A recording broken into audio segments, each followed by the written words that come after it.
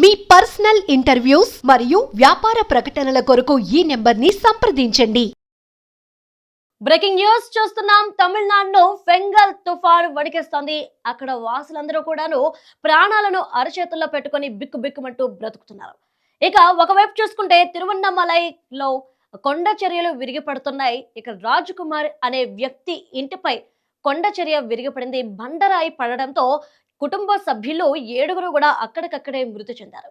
ఇక ఈ కొండ చర్యలు విరిగిపడడంతో 18 మంది మృతి చెందినట్లు మనకు తెలుస్తున్నాయి. ఇక సహాయక చర్యలైతే చేపట్టారు. ఇంకా మృతుల సంఖ్య అయితే పెరిగే అవకాశాలు ఉన్నట్టు ప్రస్తుతం తెలుస్తుంది. ఇక చెన్నై మొత్తాన్ని కూడా భారీ వర్షాలు వణికిస్తున్నాయి. ఎడతెరిపి లేని కురుస్తున్న వర్షాలకు వాగులు వంకలు పొంగి పొర్లుతున్నాయి.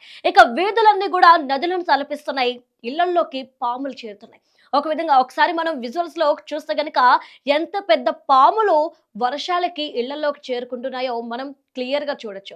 అంటే ఇక్కడ వాగులు వంకలు పొంగుతున్న నేపథ్యంలో వాటిలో నుండి పాములు కూడా ఇళ్లలోకి చేరుతున్నాయి. ఇక అంతేకాదు వాహనాలన్నీ కూడాను కొట్టుకుపోతున్న దృశ్యాలను అయితే మనం క్లియర్ గా విజువల్స్ లో చూడొచ్చు. ఏ విధంగా వాహనాలు, బస్సులు, కార్లు కొట్టుకుపోతున్నాయో మనకి క్లియర్ గా కనిపిస్తుంది. అంటే చెన్నైలో ఎంతటి భారీ వర్షం కురుస్తుందో మనకి క్లియర్ గా అర్థమవుతుంది. ఇక ప్రాణ నష్టం, ఆస్తి నష్టం కూడా వాటిల్లుతున్నది మనం క్లియర్ గా చూడొచ్చు. ఇక అంతేకాదు రోడ్లన్నీ కూడాను వాగులను వంకలను తలపిస్తున్నాయి. రోడ్ల మీద నీరు ఎలా పారుతుందో చూస్తే ఒక్కసారిగా మనకి భయం వేస్తుంది. ఎక్కడికక్కడ ట్రాఫిక్ స్తంభించిపోయింది. అత్యవసర పరిస్థితుల్లో తప్ప ఎవరిని కూడా బయటకు రావద్దంటూ కూడా అలర్ట్ జారీ చేసింది తమిళనాడు ప్రభుత్వం. ఇక సహాయక బృందాలు వారి పనిలో వారు నిమగ్నమైనప్పటికీ కూడా మృతుల సంఖ్య పెరుగుతుంది. ఎందుకంటే ఒకవైపు చూస్తే ఇక కొండ చర్యలు విరిగిపడుతున్న నేపథ్యంలో 18 మంది మృతి చెందారు. ఇంకా మృతుల సంఖ్య పెరిగే అవకాశాలు అయితే మనకి కనిపిస్తున్నాయి. రాజకుమార్ అనే వ్యక్తి ఇంటిపై బండరాయి పడడంతో కుటుంబ సభ్యులందరూ కూడాను మృతి చెందారు.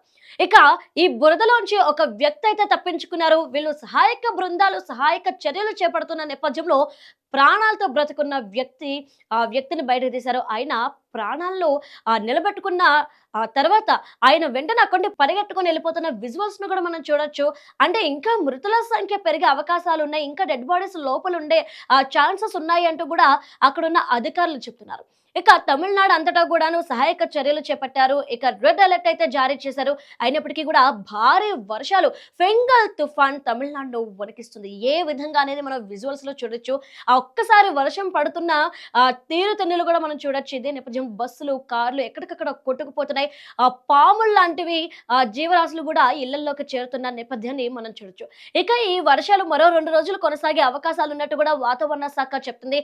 ఇక అత్యవసర పరిస్థితుల్లో తప్ప ఇంకా ఎటువంటి సిచ్యువేషన్లో కూడా మీరు బయటకు రావద్దంటూ కూడా హెచ్చరికలు జారీ చేస్తుంది. ఇక చంటి పిల్లలుంటే కావాల్సిన ముడి సరుకులన్నీ కూడాను ముందుగానే ఇళ్లలో తెచ్చిపెట్టుకోవాలని చెప్పి వాతావరణ శాఖ అలాగే ప్రభుత్వం సూచిస్తున్నాయి. సో ఇంకా ఈ 2 రోజుల్లో తమిళనాడులో ఎలాంటి పరిస్థితులు చోటు చేసుకోబోతున్నాయో అనేది అక్కడున్న జనాల్లో భయం పుట్టిస్తుంది.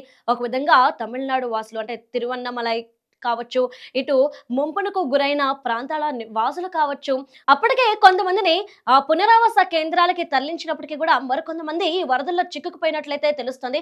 ఇక వారిని కూడా రక్షించే కార్యక్రమాలు అయితే తమిళనాడు ప్రభుత్వం చేపట్టింది. ఏదేమైనప్పటికీ కూడా ఫెంగల్ తుఫాన్ కారణంతో తమిళనాడు వణికిపోతోంది.